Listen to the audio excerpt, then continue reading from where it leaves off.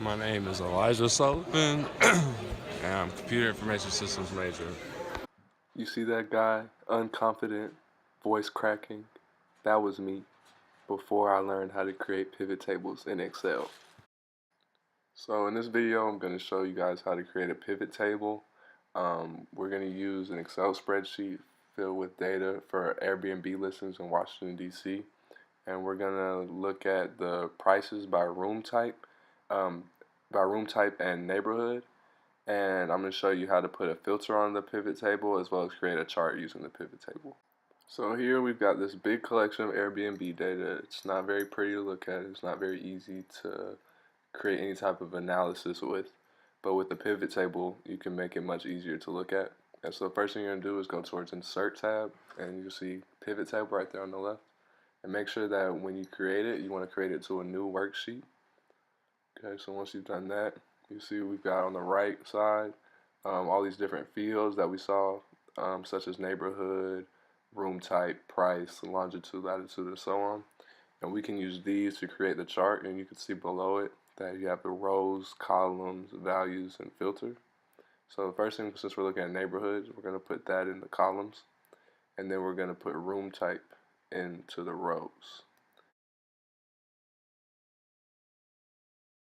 So now we have a chart, but you can see it doesn't have any data inside of it in any of the cells.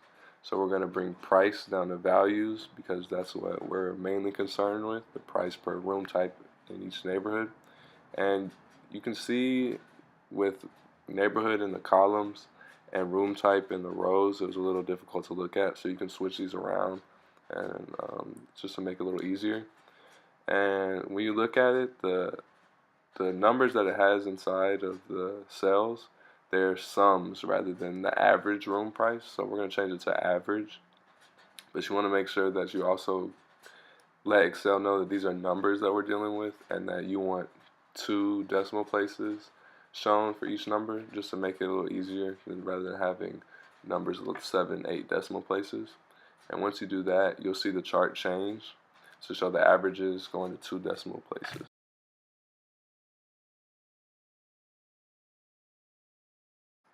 So now we got a much cleaner table, but say we want to look at rooms with a minimum night requirement of 2, 3, or 4 nights. So to do this, you're going to go over to the side where you have all the different fields, and you're going to bring minimum nights down to filters. And then once you do that at the top, it'll add minimum nights above the pivot table, and there'll be a drop down box next to it, and you'll click on that. And then you'll click select all so that you can just do 2, 3, and 4 nights. And you can see as you like play around with it that it'll change as you pick which nights you want to look at. And once you've done that, now the table is only showing the rooms with minimum nights of 2, 3, or 4. Now, let's say we wanted to visualize the data that we just put in this pivot table. To do that, you're going to select the entire table, which if you go up towards the top of it, there could be a little arrow that allows you to select the entire table. And then you're going to go towards the insert ribbon, and there's going to be an option for insert chart. Typically Excel will offer you the type of charts that you might want to create, but for this table it's too much data. But we want to create a cluster chart, cluster column chart, and now it quickly generates it. And you might have to make the chart bigger so you can actually look at it and make sense of it.